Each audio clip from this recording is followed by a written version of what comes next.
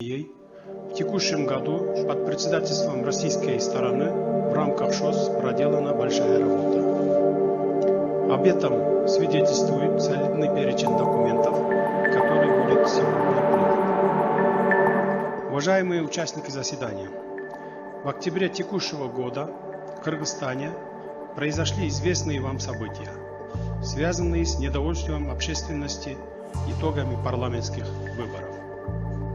В результате народных требований бывший президент Кыргызской Республики принял решение добровольно уйти в отставку.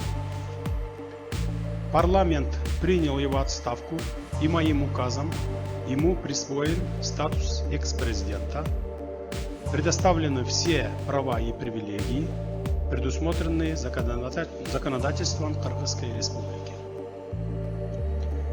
Передача власти в Кыргызской Республике состоялась мирно и в строгом соответствии с действующими законодательством страны. В настоящее время ситуация в Кыргызстане стабильная, все ветви государственной власти легитимны, а исполнительные органы власти продолжают работать в штатном режиме.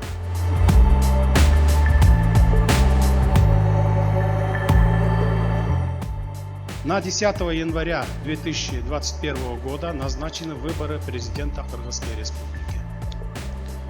Проведение честных и конкурентных выборов нового президента – это залог дальнейшей стабильности в стране. И для этого у нас есть твердая политическая воля. Хотел бы особо отметить, что наша страна остается полностью приверженной всем своим международным обязательствам и строгому выполнению всех ранее подписанных двусторонних и многосторонних договоров и соглашений. Участие Кыргызстана в ШОС является одним из приоритетов во внешней политике государства.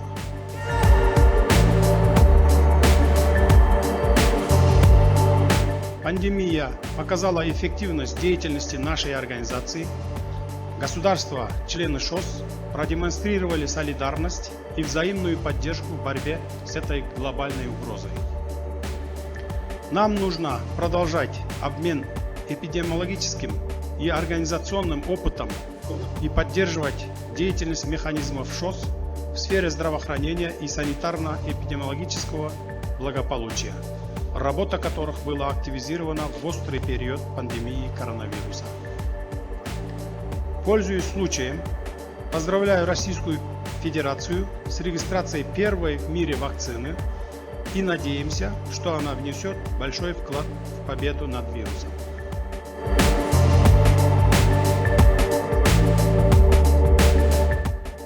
Кыргызская Республика всегда будет надежным партнером Российской Федерации по вопросам евразийской интеграции. Мы будем последовательно продолжать курс на развитие наших межгосударственных, экономических и культурных связей. Между нашими странами ряд актуальных вопросов по нашему сотрудничеству. Я хотел бы попросить вас о возможности обсудить их в телефонном разговоре. Выражаю надежду, что сотрудничество наших стран будет результативным и будет способствовать повышению уровня жизни наших народов. Благодарю за внимание.